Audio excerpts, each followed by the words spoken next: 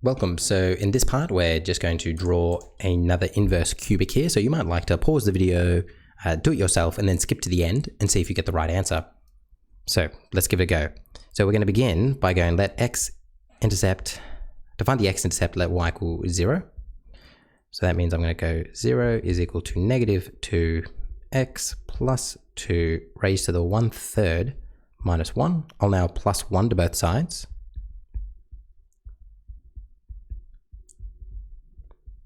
I'll now divide 2 to both sides, divide negative 2 to both sides, so I'll get negative 1/2 here. And now, remember, I want to get rid of this 1/3 here, so I'll cube both sides. So I'll get this with a cube here, and then I've just got x plus 2 here. Remember that cube is going to apply to both my numerator and denominator, so I'm going to be left with negative 1 on 8 is equal to x plus 2. I'll now minus 2 to both sides. And then minus 2, I want to write that as a denominator of 8, so I can subtract these. So it's going to be negative 16 on 8. And that means I'm going to end up with negative 17 on 8 as my x-intercept. Let's come back to the top and do the same thing for my y-intercept now. So for my y-intercept, I'll let x equal 0.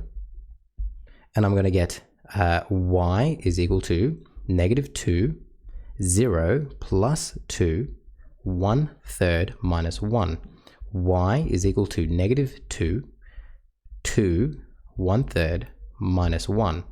Now, 2 raised to the 1/3 is simply the cube root of 2, which we can't do without a calculator, so we're just going to leave it as such. And that's going to be my y-intercept. Now, we've got our x-intercept, we've got our y-intercept. Before we sketch it, let's just take some note of some key points here. We have this negative here, and this negative is telling me that it's going to be reflected. So that's 1 point. Now, remember, we don't have a point of inflection because this is the inverse of a cubic, but we can still say that this plus 2 is telling me to go 2 left, and this minus 1 is telling me to go 1 down.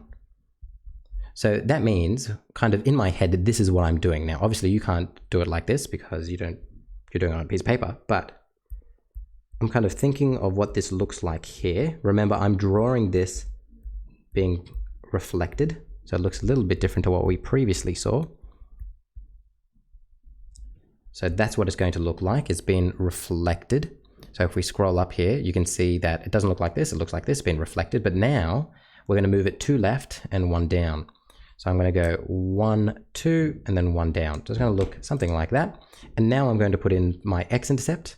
So this is going to be my x-intercept, negative 17 on 8, 0, and I'm going to put in my y-intercept. My y-intercept is going to be 0, negative 2, the cube root of 2 minus 1. So I've got my x, I've got my y. That's generally what it looks like. We can look at Desmos just for a bit of a inspiration here as well. So as you can see, that's what it generally looks like that. Negative 2, x plus 2, like that. Hopefully you found this useful, and if you pause and skip to the end, hopefully you got something that looked something like that. Hopefully you have found this part useful. There's only one more part to go in which we actually find some inverses for ourselves. So you're nearly there. I'll see you in the next part.